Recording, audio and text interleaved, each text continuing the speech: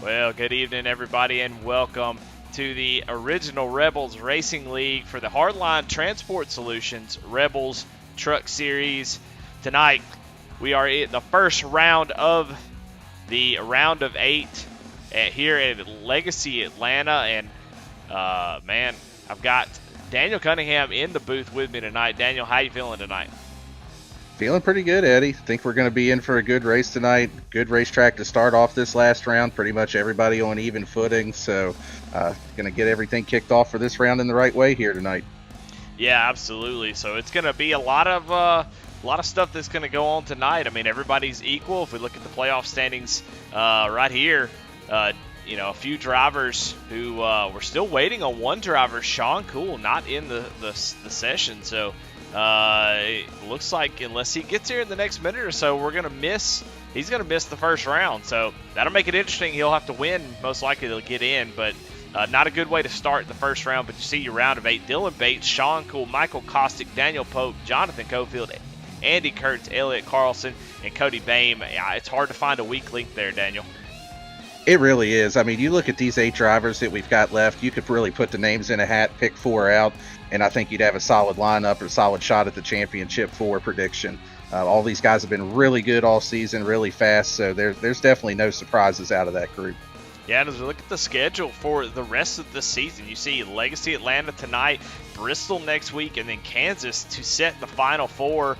I really can't tell you who I think is going to come out with the Final 4. I think this is going to be the toughest round out of any of the series with these particular drivers. So looking forward to see how this all plays out. And this round is going to be a very, very important round. If you want to make it into that Final 4, it's going to be very, very important to get that going. But let's go ahead and get the starting grid started and give out the Chuck Pegleg Pole Award. And let's get this grid underway. Starting on pole tonight is playoff driver Michael Kostick in the number 8 Jack Daniels Chevrolet. Outside is the Toyota of Dylan Bates. I want to thank Chuck Pegleg for the pole award and Jeff By Jr. for the starting lineup as we move into row number 2. Row number 2, Andy Kurtz and Eric Tracy. Row number 3 is Corey Bigley Jr. That is your back of the pack standings leader at the moment. And Jason Warren making his first start this season in the 45 Velocity Motorsports Chevrolet. He's going to start in 6th position. Starting in 7th is Davey Jones. Starting 8th is Matt Knights. Starting 9th is Charles Stevens Jr. And 10th, Daniel Pope.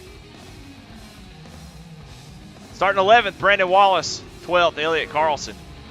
Starting 13th, Josh Oswald. 14th, Tommy Osborne.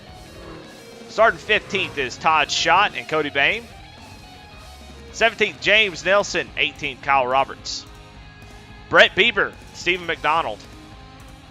21st, Spencer Gay. 22nd, Travis Bieber. 23rd, Tyler Rice. 24th, Alex V. 25th, Brandon Pollock. 26th, Jonathan Cofield. 27th, Matt Clement and Gary Wright. And that is your Jeff Bott Jr. Art starting lineup. So I want to thank them for supporting that all season long. Well, we're going into turn number 3 and 4, getting ready to get this thing green. What are your thoughts quickly tonight about this race, Daniel? I think we're definitely going to have a couple things to keep an eye on. My initial thought is Jonathan Cofield missed qualifying, looks like due to a connection issue, starting way back in the pack in 26. Something to keep an eye on. Watch him try to come up through the field and avoid trouble on the way. Absolutely. Well, pace truck is off. Barney's got the green flag in his hand. Green flag is out here in the Rebels Truck Series as we take on Legacy Atlanta. Michael Kostick with a great jump, able to take the lead entering into turn number 1, and they're fanned out almost 3 wide, but definitely 2 wide all the way back through the field as they come screaming off of turn number 2. And so far, so good for Michael Kostick. Side by side here for second place between Andy Kurtz and Dylan Bates. As it looks like Matt Knights is in the wall. He's falling back. The 64, Matt Knights, gets into the wall. It actually blinks out, so I don't know where he went. There he is. He's back. Oh, is he shooting down pit road? That's a penalty there, Daniel, as he is he's having a terrible first lap.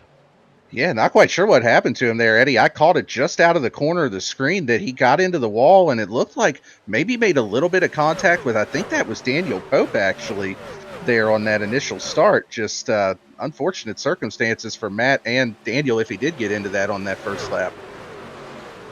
Well, we stay green here as we watch Eric Tracy fall back just a little bit here from the start as he is trying to fight off these guys on the outside. Now, talking about Legacy Atlanta, there is a little bit of draft, but tire wear is going to be a major factor as this is a very abrasive surface, but it puts on some of the best racing in iRacing, especially for the oval cars. Tell me about what these guys are going to be looking for tonight as far as lane choice and running, what part of the track, how important is draft going to be, Daniel, in these trucks? That's a really good question, Eddie. Old Atlanta rather, Legacy it's not one of the tracks that I've actually run a whole lot here on iRacing, but it seems like the bottom is a little bit better as far as saving tires. I mean, you can get up top and you can try to make things happen, but you're just leaning on that right front so much. And this place already chews tires up and spits them out. So, it's definitely, there's kind of a cost benefit analysis you got to do there where, can you go up top and make some moves versus just staying in line and trying to save something for the end of the run here. Yeah, no doubt about it. And so far, so good for a couple of these drivers. Andy Kurtz able to take over that second place. So Andy Kurtz has gotten around Dylan Bates early and able to kind of pull away here with Michael Kostick up at the front of the pack. So these two have kind of separated themselves. Now Dylan Bates is still right back there, and he's got the pack of Velocity Motorsports SPM guys right behind him. So those will definitely be working together, getting themselves back up towards the front. Draft is a huge thing early, but as the tires start to wear out, you're going to start to see guys start to chew through those tires. And, it's going to be important to be near the front all race long, but you got to save your tires. It's a tough balance, Daniel. You're absolutely right. I think we're going to see something almost a little bit similar to what we saw at Auto Club where, the tires do come into play as you get into the run. You'll start fighting that aero tight with these trucks. And, the draft will keep everybody bunched together. But as we get into the tire run, you're going to see some comers and goers as far as who took care of their stuff and who didn't. I mean, they're looking at about, from what I heard earlier, about 35 to 40 laps on a full tank of fuel. So, optimistic if we go green, you're looking at 2 stops throughout the race. So you're definitely going to have to try to manage it here. Yeah, it's such a tough thing in these trucks. Now, Atlanta, especially the old Atlanta, really, really loves to have a high horsepower car like the COT or really, I think the next gen car does really well here, or the Xfinity car. I think whenever you can really work the top side, I think that is really, really fun. And I think it takes advantage. I think the trucks take advantage of this track a little less. I think it's, a lot of bottom feeding, although we see Eric Tracy really working the top side here early. But I think we'll see the bottom early and maybe start to see the top side come in once you start having to lift. But it just seems to take so long in these trucks because you're almost wide open early. The bottom is just too fast.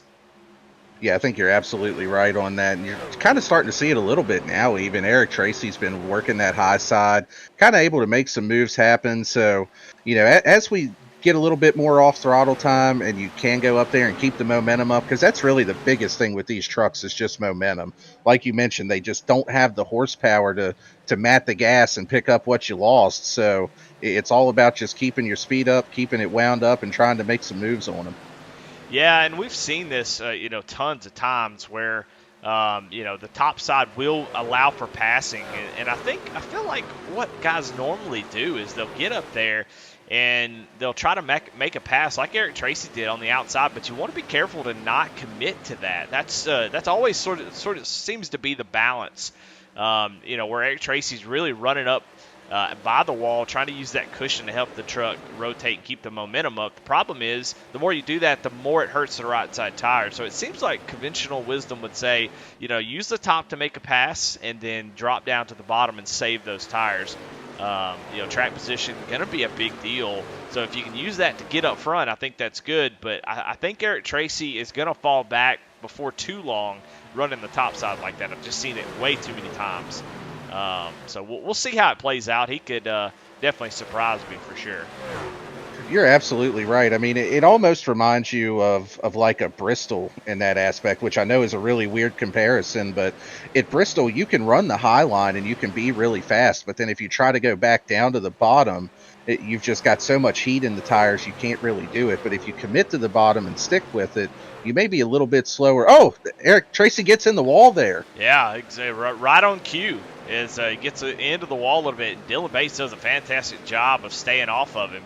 And, man, look at Charles Stevens down to the inside of Dylan Bates. He's going to slide up a little bit trying to make that work, but he has Elliott Carlson right behind him. So, a broadcaster curse, I guess, is Eric Tracy gets up into the wall, and that kind of puts him behind the 8 ball. And that damage on these trucks, man, it's just so bad. You don't want to get into the wall, even just a little bit, as it will definitely hurt the aero. And you need every bit of fender that you can. That downforce is going to be too important. So we'll see if Eric Tracy can recover, but he fell back pretty far with that damage. Just time will tell how bad it actually is. You can see there on the right side, that right rear bumper is kind of crinkled. And Daniel, in these trucks, that a little bit of crinkle could be engine damage, It could. I mean, we've both seen it. Some really weird things with these trucks in the damage model that, you can give it a little tank slap off the wall and get engine damage from it. At least for Eric, it doesn't look too good right now on the back end. But I believe it was Elliott Carlson that got into him just a little bit. But looking at the front of his truck, it doesn't look like he's any worse for wear out of that. No real visible damage that I can see. So it looks like he avoided anything too bad out of that. Yeah, we've got a battle here for what is 5th place. Dylan Bates does a pretty good slider on Corey Bigley, but Corey Bigley, your back of the pack leader, is going to try to do a crossover, but that top side a little bit too strong, and Dylan able to make it work. So impressive drive by him. Yeah, good move to get around him, get a little bit of clean air on the front. So, the best way to save tires is to not have to fight that aero tight behind somebody, even though the draft does help. But, I mean, if you can be at the front of one of these lines instead of being behind somebody, it's going to help you out, too, over the long run. Yeah. I mean, I think track position is just going to be too important. I think you really want to take whatever you can get, like Elliott Carlson here, just taking advantage of the fact that he's got to run. It's such a tough balance. I think that's what makes this so good. It really does. You want to balance not going too hard and not being over aggressive, but when you got the run, you got to take it. Mm-hmm. And it looks like Bigley's able to hold off Elliott Carlson there, so good job by him to keep that spot for now. Yeah, this is a great battle here so far early. Man, a lot of fun. And definitely Charles Stevens in there too, mixing it up with him. Eric Tracy fighting back. I mean, these guys, we may only be 17, 18 laps in here, but they're still going for it and putting on some good racing right now, Eddie. Yeah, on the left side of the screen, you can see the different drivers that are in the playoffs. Michael Kosick, you see the P next to his name. That indicates a playoff driver. So whenever you see that in the tower, you'll know that's what that means, and that's a playoff driver. So right now your top 3 are playoff drivers. And you got Jason Warren there in his first race this season, I believe, just showing up and racing, and had a great qualifying effort. He started in 6th and is currently following Daniel Pope towards the front. Yeah, absolutely. And I believe you're right. It is his first start of the season. It looked like Jason had actually dropped back a little bit on the initial start and maybe saving a little bit of tire, just trying to be smart with what he was doing there early on in the run. And if that is what he was doing, I mean, it's definitely paid off for him running up here in 4th right now. Yeah, he's been a champion in the ARCA series, and I can't remember what else. I think there's something else, but I mean, he's one of those short track guys, but has made a lot of improvements on the big tracks. I mean, he has definitely made a lot of improvements, so he's making use of that tonight. And just following Daniel Pope, not a better driver to follow than that 16 truck. He's going to usually lead you the right way. I mean, one of the best average finishes. I think he had an average finish of like 2 or 3 for the whole season, which is just ridiculous, especially in how competitive this season has been. Yeah, absolutely. With the level of talent, I mean, for him to be able to consistently finish up in the top 5 week after week after week, it definitely speaks to what kind of driver he is. And you know, I know he kind of comes from that short track background too, but even on the bigger tracks, I mean, he's proven that he can go out and win anywhere. Yeah. Now, as far as up front, it's still Michael Kostick. And he has a 2/10 of a second lead to Andy Kurtz, and these guys are just riding, it seems. I mean, there's definitely no need to get up there and push, and that's only going to make it harder to hold off these guys behind them, who are Daniel Pope and Jason Ward running similar lap times. So we'll look out the front of Daniel Pope. You can see Andy Kurtz, Kostick up there, so they have to be smart. You know, Andy Kurtz, Michael Kostick would love to fight each other for this win and not have to fight Daniel Pope, Jason Warren. So I think both of these little packs of 2 trucks are doing just exactly that, which is just trying to maintain track position, but also maintain these gaps and try to prevent drivers from joining the fray and, having sort of the race to yourself. Yeah, absolutely. And right now, I mean, there's really not a whole lot of reason to push this early. I mean, we're only 20 couple laps into this race, still a long way to go, a lot of racing ahead. You know, right now, just kind of, you're in control of the race, just keep doing what you're doing, and, you know, maybe you can settle it between yourselves later on here, but good job by those 2 guys, just taking it easy and doing what they need to do right now. Yeah, last time by Daniel Pope and Jason Warren about a 10th faster than the 2 leaders, so they're slowly catching them as this run goes on. Yeah, starting to reel them in a little bit here. I kind of noticed that a little bit too on the lap times, that the gap is coming down a little bit. About a 10th or so faster that lap for Daniel Pope again the last time around. So slowly but surely they're working their way up there. Yeah, going back through the field, we've got some battles going on that we want to highlight. Right now, Josh Oswald, who was up in the top 10, has started to fall back. He got up there early and then started just to fall back maybe a little bit. But Jonathan Cofield there down on the inside, he is starting to recover from those connection issues at the start of the race. Had to start in the back, and he's up 15 spots. He missed qualifying, I believe. So Jonathan Cofield making his way through the field. I mean, that's what you got to do. You got to turn a really crappy start into a good finish. Unless we get a caution, it's going to be tough for him to go up there and win this race. But every point's going to matter. I mean, if you look at the championship standings now, where they run, of course, Sean Cool not here tonight, so he's that blank name there. But I mean, you just see, Jonathan Cofield would be out of the thing if this was the cutoff race. So every point he can get, it's going to matter. Yeah, absolutely. And like you said, I mean, he's definitely made the best of a bad situation at the beginning. Whatever the reason was that he had to miss qualifying, started back, I believe we said 26th is where he started. So, I mean, he's done a great job already working his way up to 11th here and getting ready to go to work on trying to crack into the top 10 for the first time tonight. Yeah, and you talked a little bit about the race, about the fuel run, and is it going to be a one-stopper? Or do you think somebody might try 2-stopping tonight?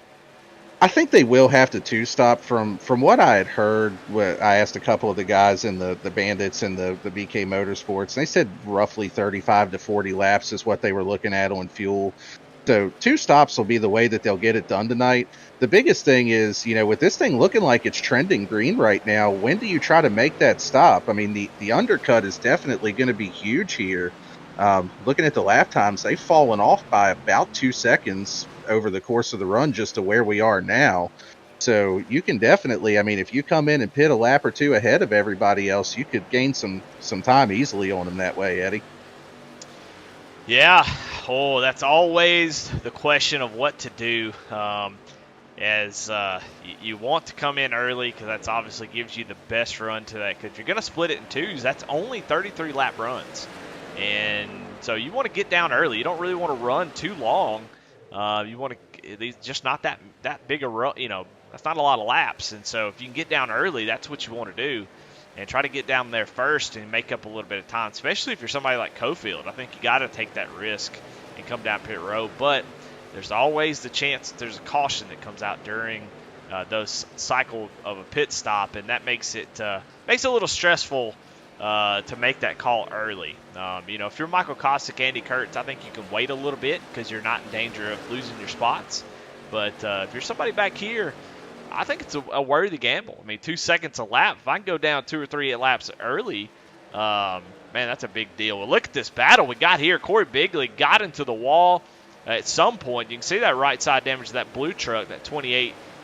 And he is kind of hurting right now as he's stuck up on the outside. We were almost 3 wide for a second there. Yeah, these guys have just been going at it the last few laps. Jonathan Cofield is scooted away from this group. It was the one that he was just racing with. But they've been running 2, like you said, 3 wide there, Eddie, just trying to get everything sorted out here. And it looks like they still got a few positions that they're trying to figure out. Yeah, Todd Schott now looking to the inside of Corey Bigley. So you're back at the pack points leader. Man, really would love to get down on pit road and get that fast repair because he is definitely struggling right now. And that's, maybe a danger running that top side is, we see the leaders up front. At the moment, you look at the line that these two are running. I mean, they're leading the race by 2.5 seconds. And you see them driving in the middle of the corner in 3 and 4. And you see Kostic coming off sort of low. And then in 1 and 2, they are all the way down to the bottom. So, you got to be careful. You just don't want to be up there too early, damaging your truck and having to make up a bunch of time like Corey Bigley here, who is, he's all the way back to 14th position. He's dropped 9 spots from where he started. Yeah, you're right. It looks like Michael Kostic and Andy Kurtz have been watching some old Kevin Harvick video here from the back when they used to run like the Gen 6 cars here, because that looks kind of similar to how he used to run this place when he'd just go out and smoke the field every time they ran here. Just kind of keep it low, hug that white line, take care of it. And like you said, you can get up there and make time on the top groove, but that's the trade-off of it is, you make a little bit of a mistake, you just don't have any margin for error when you're up there. Yes, talking about mistakes, Eric Tracy. Back here in 8th place, we saw him up towards the front, get into the wall, have that damage, and he has kind of suffered since. Currently running 8th, under fire maybe from Brandon Wallace here. And you see Jonathan Cofield is on his way. He is catching up pretty quickly. But up front, it is still Michael Kostic and Andy Kurtz. They have extended that lead that they had before. It was down to about 1.6 seconds at one point, but now at 2.7. As really impressed how these guys have been working together. Is Brandon Wallace falling back. Brandon Wallace coming down pit road early. What the heck is going on here, Daniel? I think this is a planned stop for him, Eddie. We had mentioned it, and you had mentioned it, that if you're going to split this as a 2-stop race, pitting on lap 33 splits it up into even segments. So, Brandon making the calculated move, which is polar opposite of what we usually see out of him. He's usually the last guy to hit pit road. So, if this wasn't where he got into the wall or something, which I didn't see him have any issues, it's definitely a flip of the strategy from what we usually see out of the 99. Yeah, not the person I expected, but, you got to keep them guessing. Now, hey, if there's one thing he's good for, it's keeping us guessing. Well, 35 laps in, Michael Kostic, Andy Kurtz still out on the track. I think, it's so easy when you're leading like this to kind of dictate what goes on. I mean, we're talking, now the difference between, their best lap, 31.8. Last lap, Michael Kostic, Andy Kurtz ran a 34.1. And Kostic ran a 34 flat. So the fall off is massive. And now we got a lot of drivers coming down pit road. Steve McDonald, along with Brandon Pollock, down on pit road, getting their 4 tires and fuel, getting set up to get this second run underway. But still waiting on the leaders. Leaders have not decided to come down pit road just yet. Yeah, and Michael Kostic and Andy Kurtz have a big enough lead over 3rd place Daniel Pope and 4th place Jason Warren that they can really kind of react to what those two do. I mean, they can, if they get undercut by 1 lap, it's definitely going to tighten the gap up, but it's not going to be enough, I don't think, with 1 lap to allow them to leapfrog Kostic and Kurtz if they come 1 lap sooner. Yeah, no doubt. Well, Kyle Roberts in the 20th position brings the number 35 Chevrolet or Ford, on to pit road and get his 4 tires and fuel. He's not on the phone tonight, and I don't see him eating ice cream, so he may be ready to go tonight. Looks like he's ready to get up here and battle, maybe get up here and win this race if he can. But he has a I good was just stop. wondering if he was going to get an ice cream cone on his pit stop, Eddie. So Yeah. Nothing for him tonight, though. No. Well, we've got quite a few drivers on the. We got Kyle Roberts on cam tonight. We also got Brandon Wallace, who comes down pit road early and gets those 4 fresh tires and comes out and trying to lead this group and try to make up some time. His last lap was a 32.6. We'll see as he crosses the line as Jason Warren is now coming down pit road along with Charles Stevens. But we'll look at the line, see what Brandon Wallace, 31.9. So that's one of the fastest laps in the race. So he is definitely putting down some heaters. And I think that's going to bring a lot of folks down pit road as pit lane is, you can see there, pretty busy. Jason Warren down on pit road along with Spencer Gay, Brett Bieber, and Charles Stevens Jr. Yeah, I think this is going to open up the floodgates for the leaders to start pitting here, especially with Jason Warren coming into pit. And I know him and Daniel Pope have been working together, so it looks like they're trying to maybe split this a little bit and break up when they come in, as it looks like Kostick and Kurtz are going to hit pit road here too, Eddie. Yep. So your leaders come down pit road. They had a pretty massive lead here, and I think, once you see the guys behind you start pitting, it's time to come on down. You're not waiting. You're not really gaining anything if you stay out there. So I think they made a good call. We'll see who comes out of pit road and who comes out with the lead. I'm interested to see where Brandon Wallace kind of settles in once all this cycles around, and see if he was able to make up much time. Currently, Brandon in the 11th position, in 9th. He's passing cars pretty quickly. See if he can catch up to these guys. I don't think he's going to quite make it up to Andy Kurtz and Kostick, but there he is coming off the corner. So, I mean, he comes out of pits right behind what was the leaders. So that short pit worked out pretty good there for Brandon. Tire's going to be a little bit older, so he's going to continuously fall back, but I think he's going to work out pretty good for that 99 machine. Yeah, it's definitely going to work out in his favor here at the beginning of the run. We'll have to see how he holds on with having those tires that are going to be a little bit older than everybody else's. Looks like he's about 6 laps older on tires than Michael Kostick and Andy Kurtz, which doesn't sound like a whole lot, but the way the fall off is here, that's going to be huge as we get into the run. Yep, for sure. Right now, it looks like Cody Boehm is our leader, the only of the playoff drivers that have not yet pitted, as Jonathan Cofield was out before that, but he's come down pit road here too, Eddie. Yeah, Cody, the last driver to have not come down pit road, and it looks like he is coming in now, trying to get that bonus point. I think that's a smart move. He's actually had a tough night. He was marred way back in around the 20th position early in the race. Ooh, he gets in pit road pretty hot, but I think he made it speed no problem. But yeah, I think interesting to see Cody be marred back into traffic that far. I mean, 20th position. I mean, he was really far back. So a couple playoff drivers struggling here early. Yeah, definitely uncharacteristic out of Cody. I mean, we talked about in the last couple races that, he just seems to find ways to click off good solid finishes, at least in the top 10.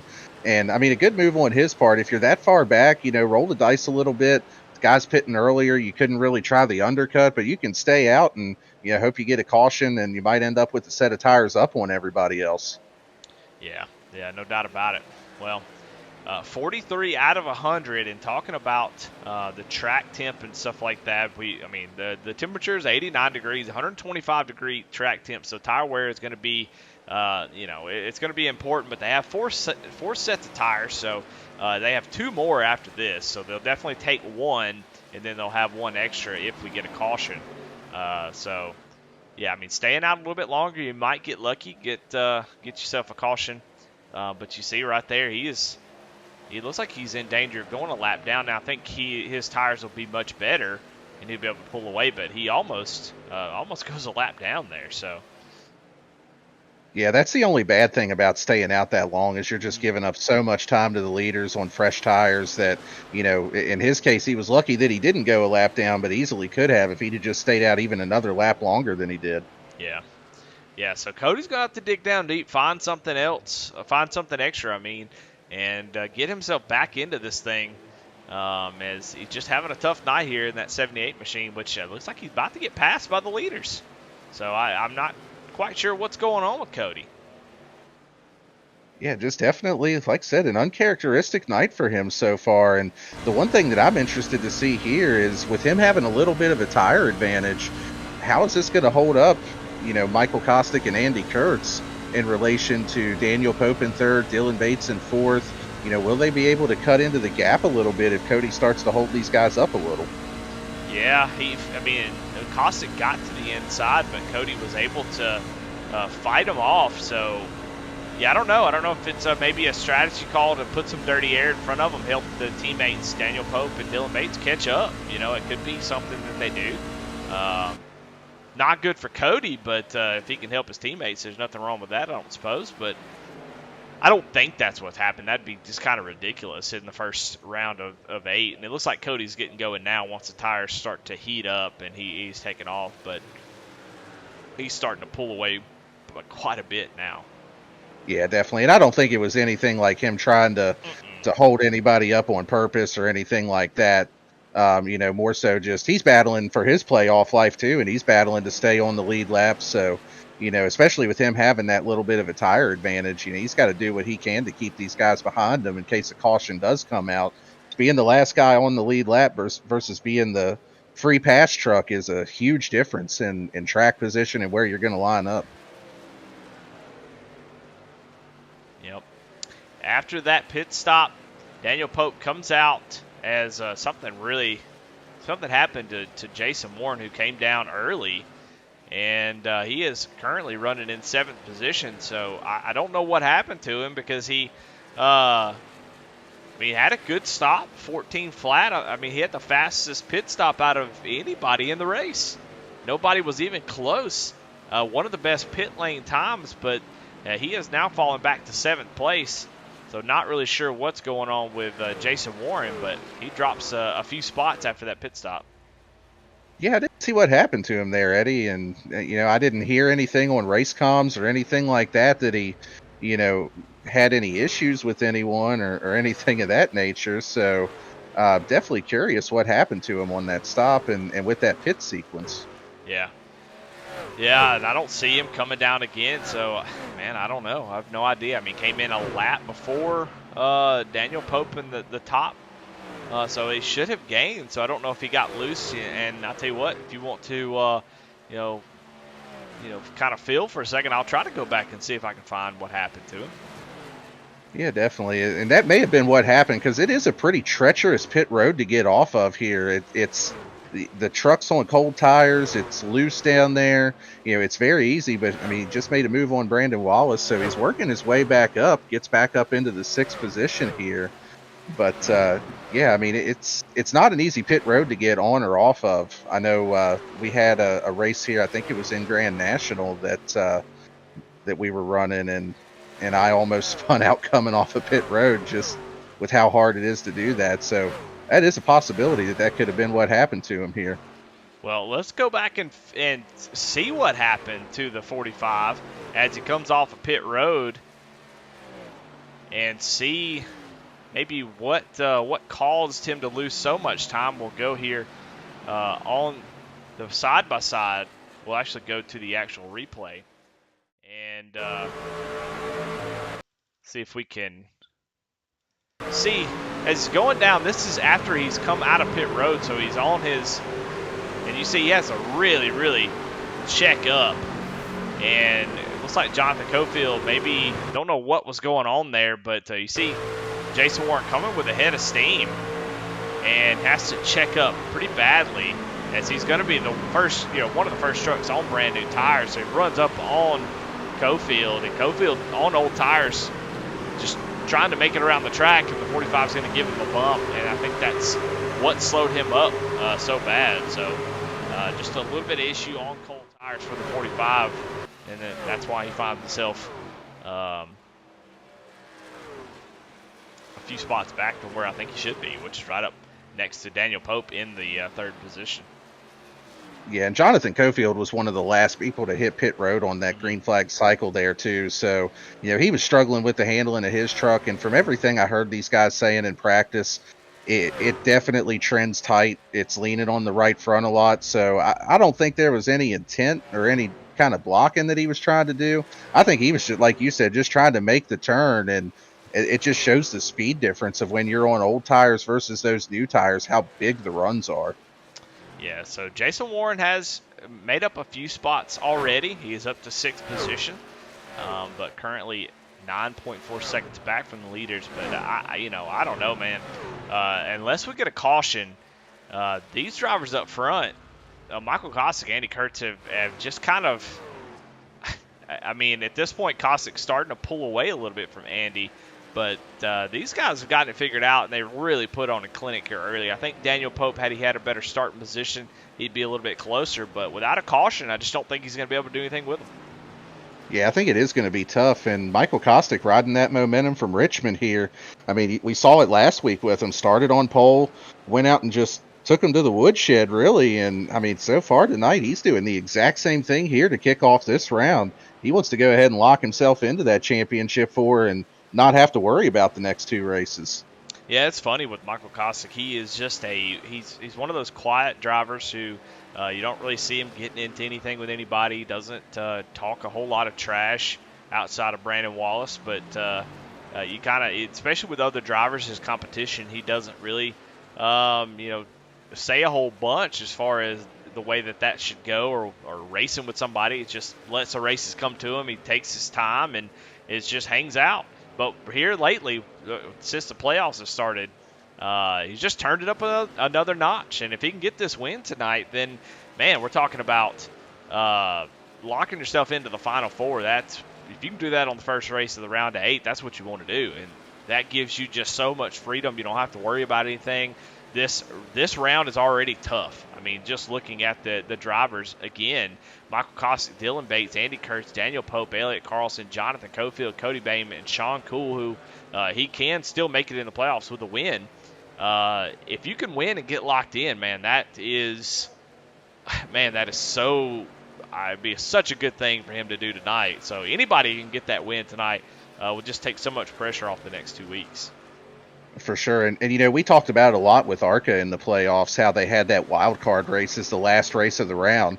And I kind of look at Bristol the same way with this round that we've got here. I mean, definitely an entirely different kind of race from like a super speedway drafting race, but especially if you've got 30 trucks on the track at a track like Bristol, it's really, really easy to get caught up in something that you have absolutely nothing to do with. It all just happens so quick there. So, that's definitely going to take the pressure off for whichever, if one of our playoff drivers wins tonight, whoever does, they don't have to worry about any of that.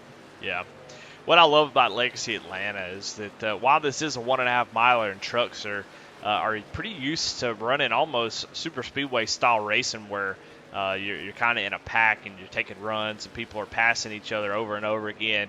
Legacy Atlanta has put on a different type of show. This definitely feels like NASCAR at the old Atlanta type races, long green flag runs, very abrasive tires, a lot of separation between drivers, and that's why we love it, man. Yes, it's fun to put cars on a super speedway and put them in a box and make them go nuts, but this race right here is just highlighting how important it is to qualify well. There's a lot of drivers, fast guys, who I think have the speed to probably win this race, but the problem is they're just too far back, and they're not going to be able to make that time up. We've got some big movers in the race, and you can see, a lot of guys have made up a ton of spots. Travis Beaver made 14, Jonathan Cofield 13, Steve McDonald 10. Guys are really, really moving through the field, but ain't none of them close to the lead here, Daniel. You're right, and that's one of the things that I do love about this track too, Eddie, is that to me it's almost like a perfect blend of, you need to be able to go out and put down a hot lap, but you also need to be able to work on your racecraft in practice too. So if you go out here and you're able to throw down just an absolute burner of a lap, good for you. You might start on pole or top 2, 3, whatever. But if you don't have that racecraft to be able to manage your equipment, your tires, and take care of it over the course of the race, you're going to end up dropping like a rock by the time this thing starts. And So it's kind of the best of both worlds when it comes to that. And tonight so far, I mean, Michael Kostick's been A1 in both categories. Yeah, started on the pole. Andy Kurtz started third, but both of those drivers been up front pretty much the whole race. And Daniel Pope, who is, definitely can get it done here at a track like this. I mean, he is 3.7 seconds back with really no hope of running these guys down. And he started in the 9th or 10th position. So, it just highlights how important it is to qualify. You've got to be up front in some of these races if you're going to win. But a caution could, of course, change everything. So, it doesn't seem like there's really much possibility of that. But, I've been wrong so many times. And we even saw it last week, too, at Richmond. I mean, even though, at a short track, you do expect it a little bit more with a little bit closer quarters. But we thought that Michael Kostick had it wrapped up with a nice little bow on top of it last week. And then we had that late race chaos right before he took the white flag, and he still ended up hanging on to win. But you just never know. It ain't over until the checkered flag comes out. Yeah. Watching this battle here between Brandon Pollock and Matt Clement. These drivers battling it out for 16th position. A couple of non-playoff drivers, but some guys having some great runs, trying to work their way towards the top 15. But both these drivers have moved up substantial amount of positions. Brandon Pollock up 9, Matt Clement up 10. Matt, of course, puts this series on. And they were battling side by side. Pollock able to get that pass done, and they're trying to run down Josh Oswald and Jonathan Cofield. As you see the number 10 of Davy Jones, that gear wrench Chevrolet, down on the inside as these guys go around him. Davy Jones is a lap down currently. So Davy not having a great night, but he's still hanging in there, running with these guys. And, talking about some of our playoff drivers and big movers here, too. Jonathan Cofield running in 14th, like you said, right in front of these guys. I don't know where he's going to finish tonight, but I think he's going to get the award for passing the most trucks here so far. I mean, started back in 26, worked his way up into the top 10, stayed out later on that first green flag run, ended up, I think after the pit cycle shaked out, I think he was in 20th and worked his way back up to 14th. So if they gave out passing points in this race, I think he'd be the points leader by the time we left here. So keeps on fighting. I'll give him credit for it. Jason Warren coming down pit road to make his final stop. So hopefully he can get on and off pit road a little bit better than he did last time as he's worked himself back up to the 6th position. But yeah, Jonathan Cofield, I'm surprised he stayed out. I mean, if you're in the back and you're working way towards the front, it seems like it's better to go ahead and pit early and try to continue that surge forward. But instead, he elected to stay out a little bit longer and was one of the last people to pit. And he's starting to feel the benefits of staying out a little bit longer. But I think guys are going to start pitting now, and it's going to kind of ruin that. So I'm surprised that he stayed out. Oh, he's coming down pit road now. So making a little, sort of a contradictory type strategy there for Jonathan Cofield. I don't know any theories about that there, Daniel. The only thing I can think of is he just learned from the first run where he put himself back in 20th again and had to pass everybody all over again, and said that let's call an audible and not do that again. Especially you look at somebody like Brandon Wallace that did short pit and drop back a little bit from where he shaked out at, but still running in the top 10 and 8th right now. So it definitely seems like the undercut is the way to go on the pit strategies here. Yeah, 100%. Yeah, I think you're absolutely right. So he kind of negated the whole reason why he stayed out, unless his whole point was to maybe get a bonus point. But, I could pass 2 drivers and make up a bonus point. So just interesting strategy. I wonder if he's sort of kicking himself after doing that. I'm not real sure, but we're seeing pit road starting to light up be pretty busy as Dylan Bates was exiting pit road. Here comes Brandon Wallace down to make his stop.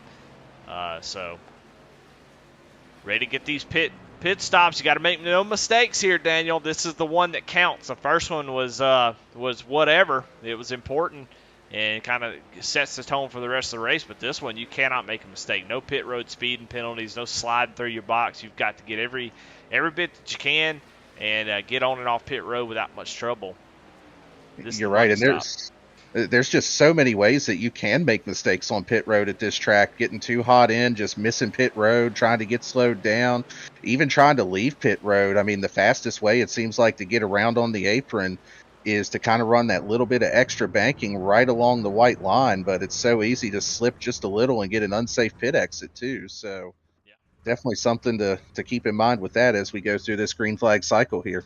Yeah, we saw Matt Knights go get that. I mean, I'm pretty sure he got a penalty for hitting the commitment cone into pit road. So it's definitely possible. So it's a good point by you to watch Charles Stevens make his pit stop, come back out. He has been solidly up into the top 5 all race long. So Charles Stevens having a great run in that Rebel Racing Network Chevrolet. You know what? I kind of like that scheme there, Daniel. Yeah, I think we've got a candidate for paint scheme of the night there, Eddie. So no bias at all with the Rebel Racing Network sponsorship. That's just a good-looking scheme no matter who they got on that bad boy. Well, there's definitely some bias, and I'll tell you what, congratulations, Charles Stevens Jr. I'm gonna yank the best paint of the night away from Daniel, and I'm gonna give it to Charles Stevens. So your Jeff Bott Jr. Art best paint of the night is going to go to Charles Stevens, and there's some definite bias. He's got the orange in there, which he knows me, and he's playing to the judge. He's got Rebel Racing Network in orange, and man, I got to tell you what, I'm starting to rethink my whole color setup. Maybe orange is what I should be using, because that is a good looking scheme. So congratulations to Charles Stevens, currently running 11th after that pit stop, but I think he'll be solidly in the top 5 once this all cycles around. Yeah, I think the only thing he's missing to play to the judges there, Eddie, is a Tide logo somewhere on there. Oh, man. Well, that's a good-looking truck nonetheless, so congratulations to him. But currently now in the top 10 as Michael Kostick, Andy Kurtz have come down and made their stop, and that gives the lead over to Daniel Pope, who comes down pit road. And going to make his final stop with 25 laps to go. That is not a lot of time. If you're going to make something happen, now is the time. Kind of hoping maybe for a caution, not quite able to get it. But he is going to have some extra tires, but just not a whole lot of time to use them. Yeah, it's going to be a shorter run here to the finish, and looking at the way that the pit cycle is going to shake out here, Andy Kurtz was able to jump ahead of Michael Kostick as they're side by side for what's going to be a battle for the lead once the pit cycle ends here, Eddie. Yeah. I mean, this is so important that they settle this and fight this out, because Kostick has been out front, and it has been very difficult for Andy to do anything with him. So this may be the battle for the lead. Now, I'm curious why Daniel Pope waited so long to pit. I'm so surprised that these guys are staying out as long as they are. Maybe we'll see it realized by the end of this race, but I just haven't seen anybody take advantage of trying to do anything with these front 2 drivers. But it looks like the pay window is starting to get open a little bit. Look at how many trucks they got in front of them here as they're battling side by side for what will be the points lead, and trying to go around Cody Bain, which that's for position. 4 wide here, Eddie. 4 wide for position, and they take that second spot, and Andy Kurtz is going to slide down in front of Michael Kostick and use the lap truck of Gary Wright as a pick, and Andy Kurtz going to take the lead outright, but I don't think it's going to be easy for him. This is going to be the hardest 22 laps if he's going to try to hold off Kostick, who has just seemed just unbeatable here in this race tonight. Yeah, and actually one thing here too, Eddie, is Dylan Bates, the current leader, has already made his pit stop. He pitted about 3-4 laps ahead of these guys. So a little bit of a tire advantage that the 05 and the 8 are going to have, but this actually won't shake out as them being the 2 leaders once we get everything through here. Oh, and then Kostick going to do a great job of getting out to the outside. Unfortunately, Matt Knights is there. Ooh, this is going to be where tough. Does Matt go here? Oh, my goodness, and Matt does a little track block in there, and the 05 is going to get he's going to get into him. He's just trying to get out of the way, but he's just getting in the way. And, man, for Andy Kurtz, that killed him as he had to really check up. And that allowed Michael Kostick to get away. But, yeah, you're right. So Dylan Bates was a driver who did exactly what I was wondering why folks weren't trying, which is pit before these guys and try to jump ahead of them. So right now, Dylan Bates is your leader with 20 laps to go. 4 lap older tires than Michael Kostick. And so we're going to see how he's able to make this work. It's going to be tough, but if there's somebody who can do it, it's definitely Dylan Bates. I hate to see Andy Kurtz and have that issue, as it looks like oh, it's so frustrating because you think he's going to stay high and block the 8, and then he goes low right in front of Andy Kurtz, and Andy has to check up. But here comes Michael Kostick with those 4-lap fresher tires, and it looks like it's just going to be too much for Dylan Bates to do anything with, as the 8 drives right on by and takes over the lead. Yeah, but you know what? I love the call by Dylan Bates there, like you said, Eddie. If you follow the leader, you're going to follow the leader. You know, we hear that all the time on the broadcast for the real show, and you know, it's so true. I mean, with the way the tire fall off is, 8 laps on Kostick's tires, 12 on Dylan Bates' tires. If there was a caution right now, they're all coming down and putting 4 more on. Mm-hmm. So, I mean, at the very least, it's if something does happen where a caution comes out, he's sitting in a way better position than he would have been if he just followed what these guys were doing here. Well, just a few laps to go in this race, 19 to be exact, and Michael Kostick reassumes the lead after that pit cycle and lap traffic, trying to deal with that. And now he's got a 1.1 second lead over Andy Kurtz, who takes over the second spot from Dylan Bates. And then Jason Warren is 8.5 seconds back from the top 3. As I don't know what's going on. It looks like Cody Bain coming down pit road. Cody just had a tough night, man.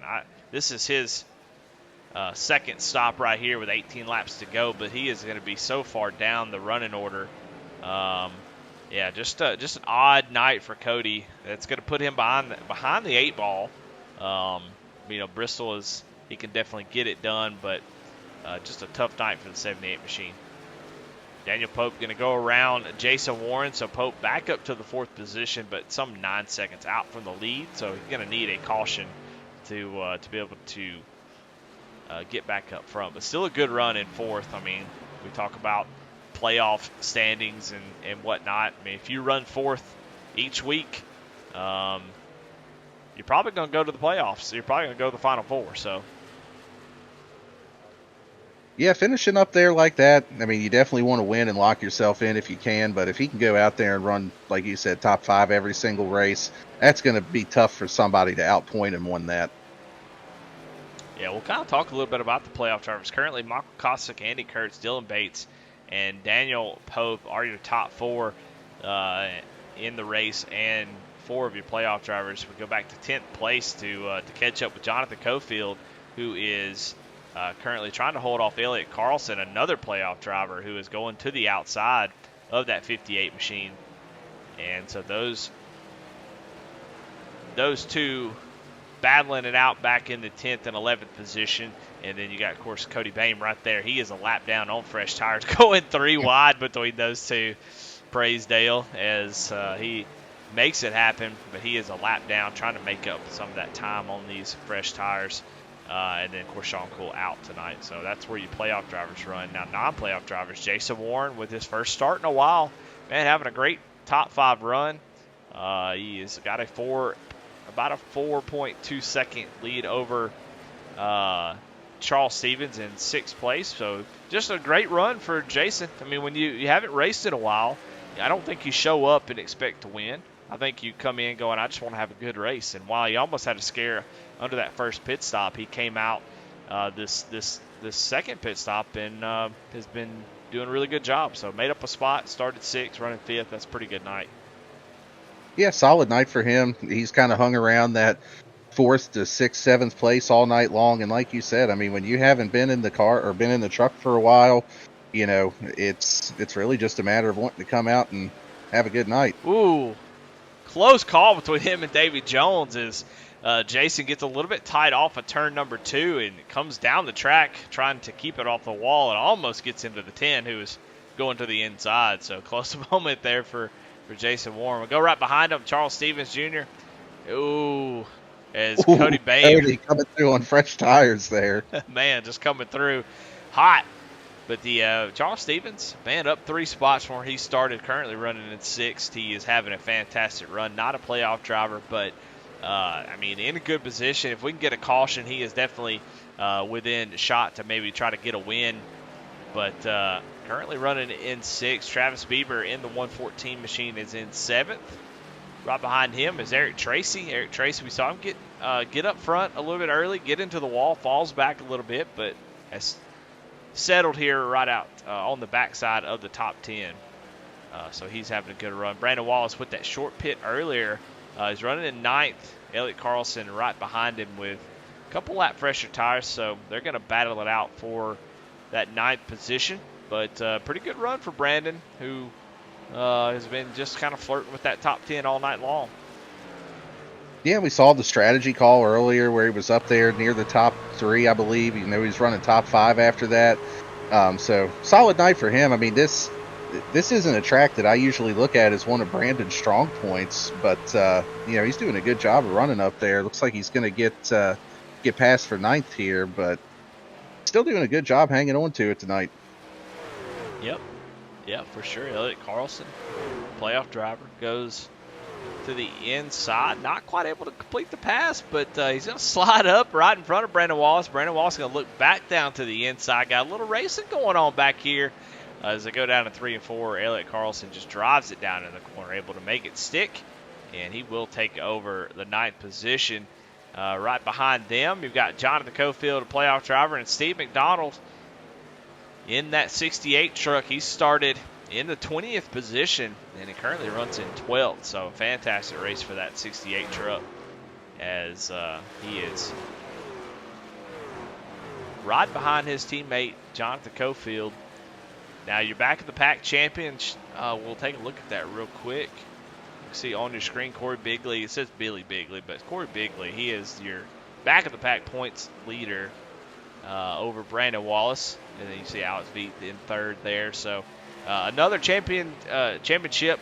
Maybe not the championship they want to win. I don't think you know, just like nobody likes to get the hard luck award. I don't think anybody loves to get the back of the pack championship, but you know, with the talent of the drivers and the caliber of drivers in this series, I'm gonna be honest with you, back of the pack champion might be a very prestigious thing here.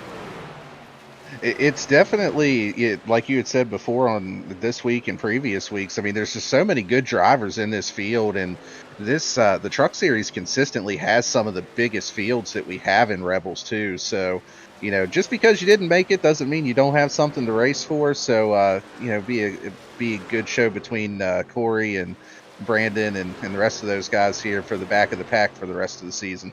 Yeah. Yeah, absolutely. Now, right behind this group is Spencer Gay in that 69 Toyota. He has made up 7 spots where he started, having a fantastic run, running that upper line in 3 and 4, just trying to run some guys down. He's starting to run down Jonathan Cofield and a couple of these guys up front. It's been a little bit faster than the guys in front of him by quite a bit. So he is going to find himself battling these guys out with just 6 laps to go. As he does have a little tire advantage on these couple guys ahead of him here too. Not a whole lot, just a few laps, but yeah, it might help him out a little bit once he closes in on him. Yeah, I mean, the times reflect that as he's running. Last lap he ran at 33.7. Jonathan Cofield ran at 34.3. So he's definitely a good bit faster, so should be able to get to these guys, maybe get around them before the end of 4/10 faster that lap.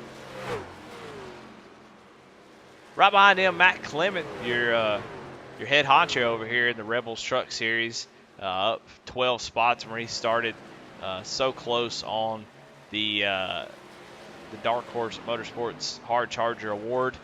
But I'm sure he's happy not to have a Hard Luck Award or maybe a No Next Fast Spare Hard Luck Award. So he's having a pretty clean race, a pretty quiet race, but currently in the 15th position. Really no competition behind him as Tyler Rice in that 6 machine is about almost 5 seconds back from Matt.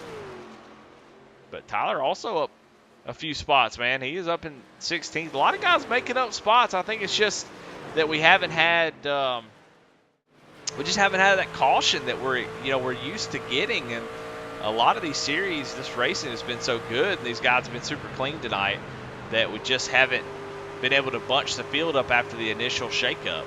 And so a lot of these drivers who made their way through the field just haven't had a chance to make up all that ground.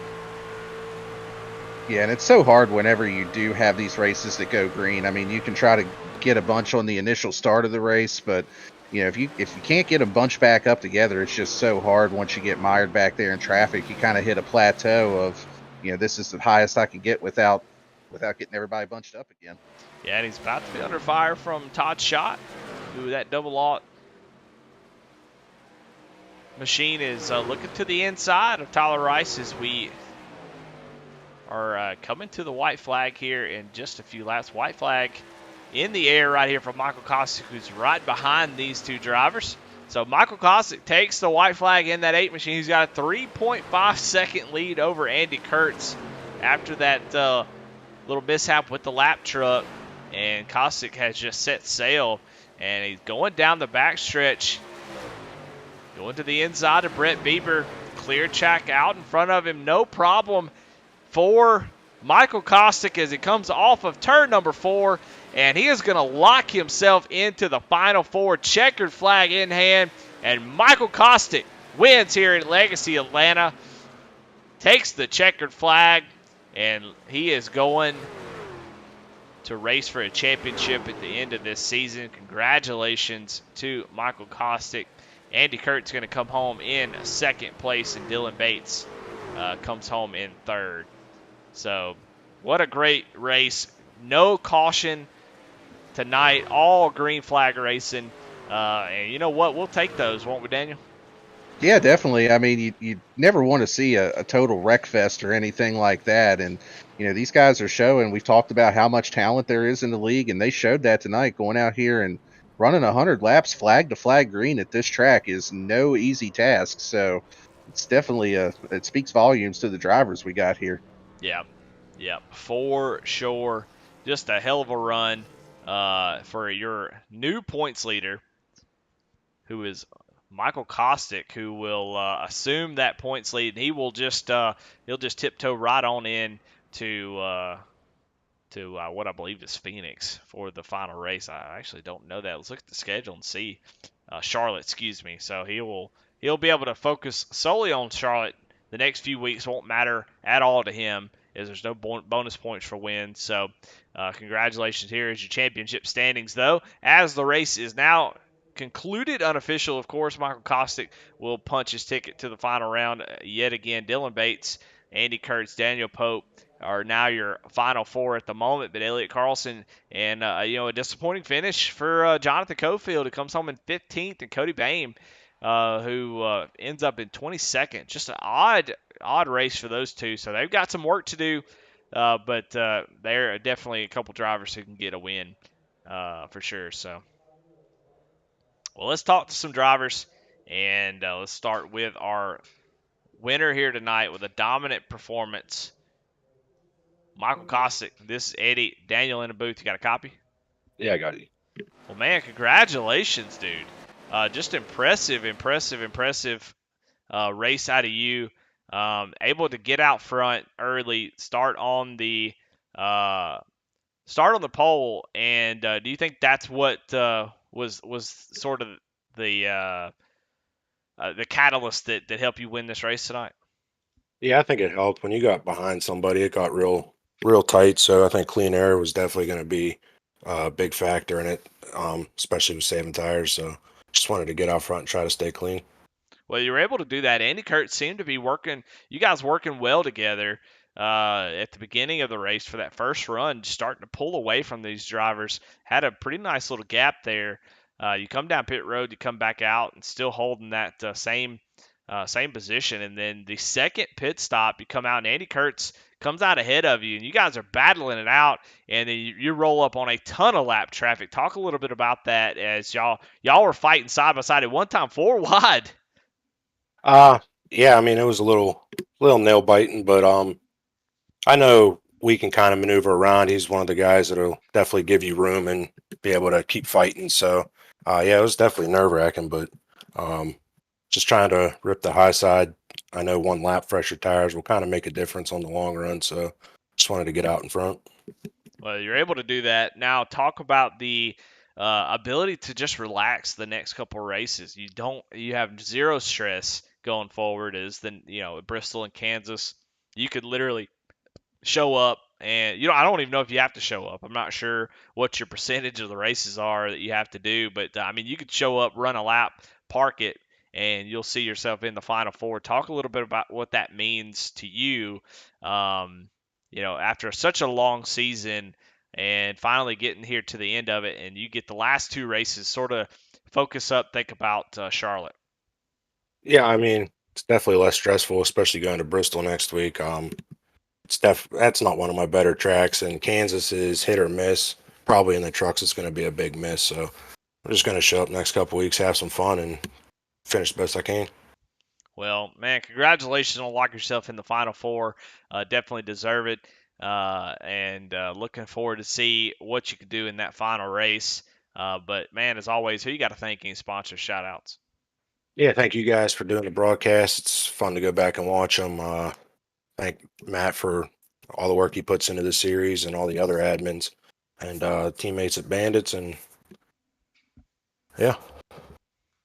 Well, all right. Well, Michael Kostick with the win and moves on to the Final Four. And I believe Daniel is caught up with our second place finisher, Andy Kurtz. It's Andy Kurtz. This is Daniel and Eddie in the booth. You got us? What's up, guys? Gotcha. Well, hey, man, you had a good race tonight, finished second. Talk a little bit about your night and just, how was Truck feeling out there? What did you need to try to get around Michael Kostick tonight? Thanks, man. Yeah.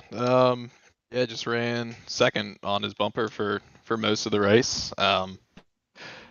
Truck was feeling pretty tight once the tires started wearing out, and just trying to, I don't know, just trying to run the turns and really arc it and make just make the straightaways as long as I could. It was working for a little bit, but had a couple of green flag pit stops, which is always good. I figured the only way I was probably going to beat Kostick was on pit road. So like they do in real NASCAR, I tried short pitting, but I don't know when I'm going to learn that you can't do that in iRacing and have it work out. So I think I was out in front of him for maybe a lap or two, and it was fun racing them. Had a couple lapped cars in front of us and made contact with one of them, and just kind of Kostick took off after that. So awesome race by him. Congrats to him.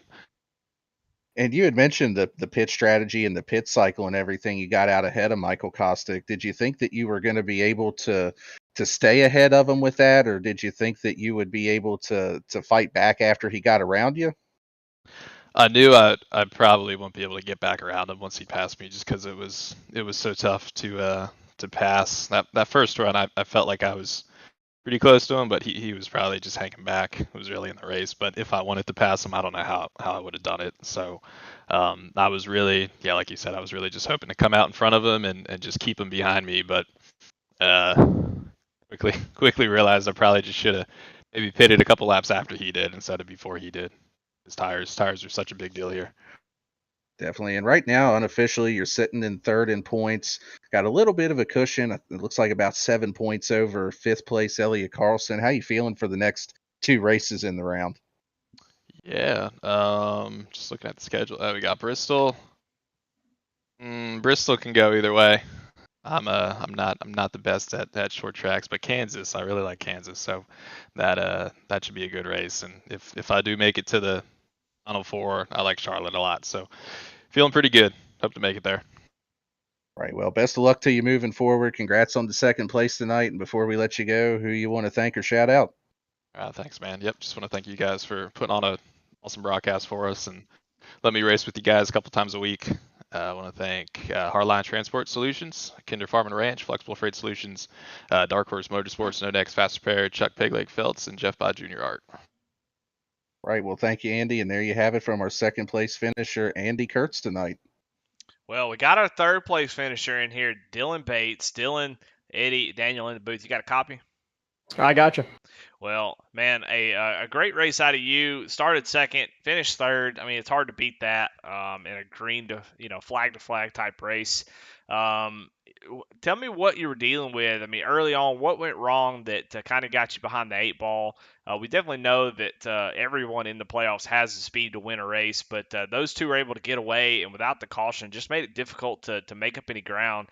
You did have that kind of Hail Mary short pit at the end, and you were able to get out front, but the tire difference just too much. Talk about your race, what you were trying to do, and maybe maybe you could have done better to try to run those top two down.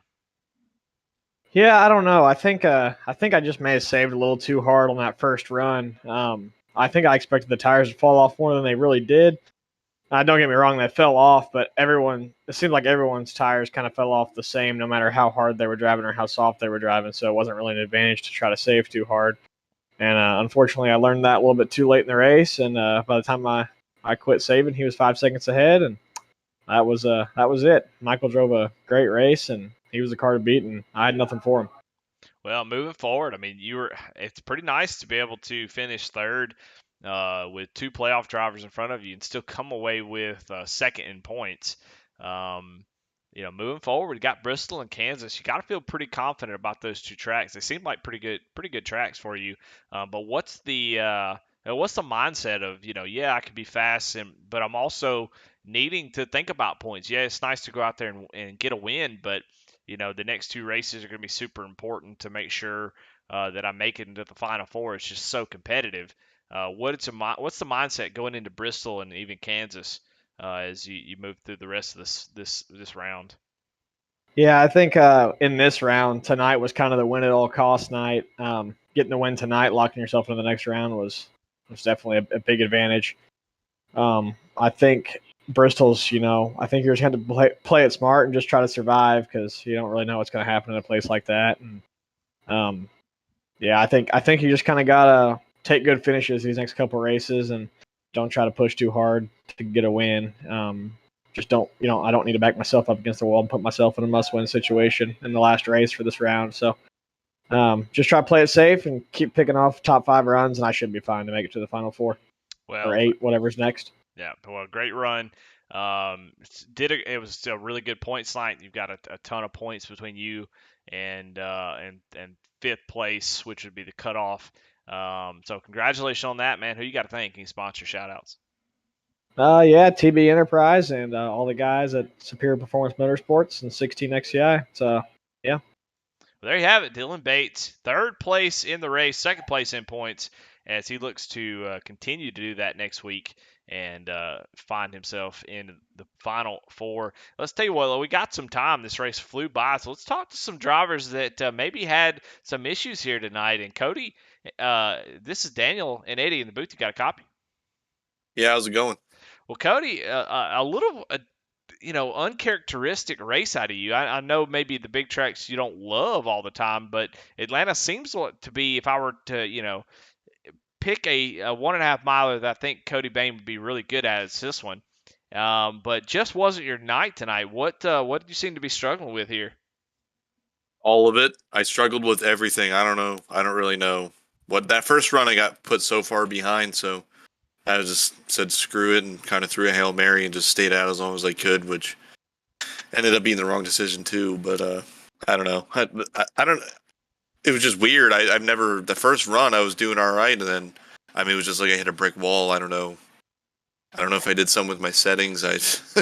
I'm just confused, to be honest. Yeah, definitely a disappointing night. Now you do get a little bit of help as Sean Cool wasn't here tonight, but going forward, it's almost being on your back heels like that sometimes can make you race a ton better. As you got Bristol next week, and there's a balance of, you don't have to win at Bristol. You could still point your way in, but how tough the field is, you got to kind of pin your ears back next week, and especially Kansas, if you can't win next at Bristol. It kind of gives you a little bit of freedom, does it not, to kind of pin your ears back and say, well, I just got to go for broke.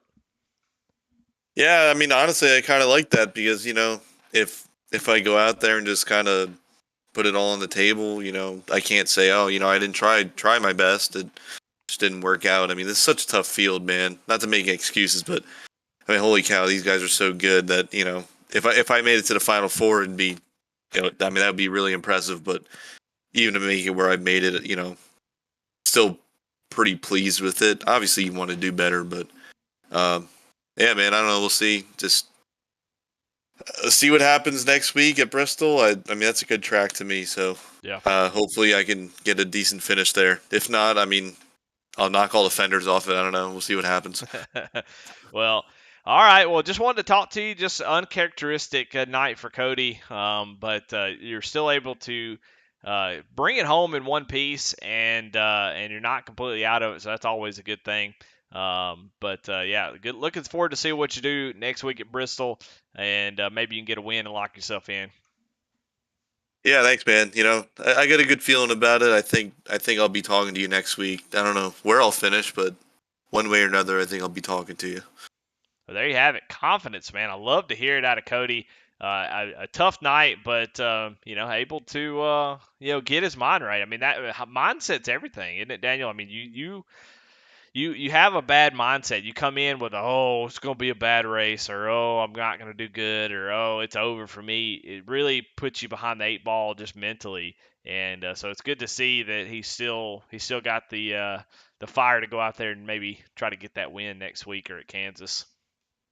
Yeah, you're right. Sometimes it's a self-fulfilling prophecy. You go into it with the mindset of, well, I'm out of it, or, my chance is over, and that's what ends up happening. But, like you said, he's got that confidence, and he's almost got the, if I can't win the show, I'm going to be the show. He said he's going to talk to us one way or another next week. So be interesting watching him, and you can never count him out. I mean, he's always consistent and finds a way up there. So an off night like this, I think, is just going to motivate him even more to come back and try to win one of these next two. Yeah, I wanted to talk to Jonathan Cofield, but it looks like he has called it a night as well, just to see kind of what his thoughts were on this race. And Daniel Pope, Elliott Carlson, I don't see them in Discord, so won't be able to talk to them. But over the next week, we'll have plenty of time to talk to all the playoff drivers, especially on the cutoff race, as we get ready to have a sunset on this season. Man, what a great season it's been! Tonight was a great race. Maybe the last breather before just mayhem. I think, Daniel. I think next week at Bristol, I think it just has the potential of being very chaotic. Putting all these drivers, I mean, we had 28 drivers here tonight. Put 28 drivers on Bristol, we're having a completely different race. And then Kansas is one of those 1.5 milers. It's a blast for sure, but trucks are all over each other pretty much the whole race. And then at Charlotte, of course, just a dog fight at Charlotte will just be crazy. So I think this is like the last breather before the stretch, which will be, I think, just an insane next 3 races. So, well, Daniel, Right, what you got? What you got? Final thoughts about this race, and final thoughts as we get ready to finish the season up. Well, before we jump out, I think Jonathan Cofield heard us talking about him, because I see him in the chat now. So drag him up here real quick, and we'll get a quick word with him before we call it a night tonight. So, Jonathan Cofield, it's Daniel and Eddie. You got us? Yeah, buddy, I got you. Well, man, uncharacteristic night for you. Saw you start in the back. I mean, you passed a ton of trucks. If they gave out points for passing trucks, I think you'd have got the most tonight. What were you fighting out there tonight? I rode out for qualifying, and I run a dirt race with the league about 3 or 4 weeks ago, and had a throttle pedal problem, and thought I had it fixed. But rode out for qualifying, blip shifted it into second, and I noticed it was bogged down real bad. So I looked down at my telemetry, and it was stuck at half throttle. I couldn't let off, couldn't give it no more. So had to shut everything down and unplug it, replug it. Had to start in the back, and then track position just ended up getting me. Well, hopefully you got it figured out for the rest of the playoffs. I mean, right now it looks like you're about 12 points back of the cutoff unofficially. So what's your game plan going into these next 2? Are you pretty much just going in with I need to get a win in one of these, or you think you can still point your way into the final 4 on this one? The way everybody's running, probably gonna need a win. Bristol will be real fun, and Kansas will be a good one for me. I'll take these babies apart this week and see what's going on in there. Just a little mechanical mishap this week. Well, appreciate you jumping back into Discord. Best of luck to you these next 2 races. Hate that it was something like that put you behind the 8 ball early on, but like I said, good luck the next two, and hopefully we can get a good interview from you here before this thing finishes out. Appreciate it, buddy. Well, all right. Well, we still have some awards we got to give out, so we got to talk to. We got to give those out. So let's go ahead and see who gained the most positions tonight, and that's Travis Bieber, man. Congratulations, 16 spots. He finished in the 6th position. So congratulations to him, and he is going to be the Dark Horse Motorsports Hard Charger Award winner. And so congratulations to Travis Bieber, who takes home that award. That's a ton of spots. Very, very, very impressive. Matt Clement very close behind with 13. But obviously, this is the Flexible Freight Solutions post-race show. And, man, I tell you what, I think that's it. I think, man, like I said, I think it was a good race. I think we got a lot to talk about moving forward. We'll see how it all plays out. But, man, thank y'all for watching. Hope y'all enjoy it. And I'm looking forward to these playoffs. Can't wait to see how it's all going to play out. I want to thank Hardline Transport Solutions, Matt Clement, Daniel Cunningham for being in the booth, and everybody for watching. We got Big Fish Gaming, Garrett Kenner, Mike Veith, Mark Cofield in chat. So I want to shout them out. Definitely appreciate the support and everybody who goes back and watch. I hope you enjoy it. Leave a comment. Let us know how we're doing. If you want to shoot me a PM, say, I wish you'd do this or do that. Let us know, man. We're getting to the end of this thing. Might have some bells and whistles we can throw at you for the final race. But, man, another good race here on Rebel Racing Network here in the Hardline Transport Solutions Truck Series. But we're going to get out of here. We got Bristol next week. Can't miss that one. That's going to be too much fun. We'll see y'all then. Y'all have a good night.